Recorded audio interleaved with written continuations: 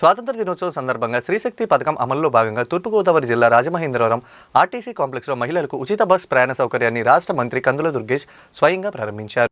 ఈ సందర్భంగా ఎమ్మెల్సీ సోము వీర్రాజు, ఎమ్మెల్యేలు ఆదిరెడ్డి వాసు, గోరంట్ల బుచ్చే చౌదరి, బత్తుల బలరామకృష్ణ, నల్లమిల్లి రామకృష్ణారెడ్డి, జిల్లా కలెక్టర్ పి ప్రశాంతి తదితరులతో కలిసి మంత్రి కందుల దుర్గేష్ ప్రభుత్వం ఏర్పాటు చేసిన ఉచిత బస్సులో ప్రయాణించారు. ఈ సందర్భంగా స్వయంగా టికెట్ కొనుక్కున్న మహిళా ప్రయాణికులతో మాట్లాడి మహిళలకిచ్చే తొలి జీరో ఫేర్ టికెట్ ని తన చేతుల మీదుగా అందించి పథకం వలన కలిగే ప్రయోజనాలని వివరించారు. ఆద్యంతం ఆనందోత్సవాల మధ్య గడిపారు. పులివెందల, ఒంటిమిట్ట ఉప ఎన్నికల ఫలితాలతో రాష్ట్రంలో ప్రతిపక్షం లేదని స్పష్టమైందని అన్నారు.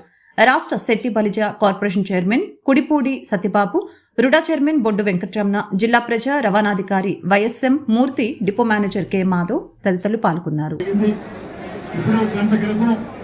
ముఖ్యమంత్రి చంద్రబాబు నాయుడు గారు, ఉప ముఖ్యమంత్రి Pawan Kalyan garu, human resources minister Shri Nara Lokesh garu Stree శక్తి కార్యక్రమాన్ని 2000లో ప్రారంభించడం అనేటువంటి విషయం మనందరికీ తెలిసిందే.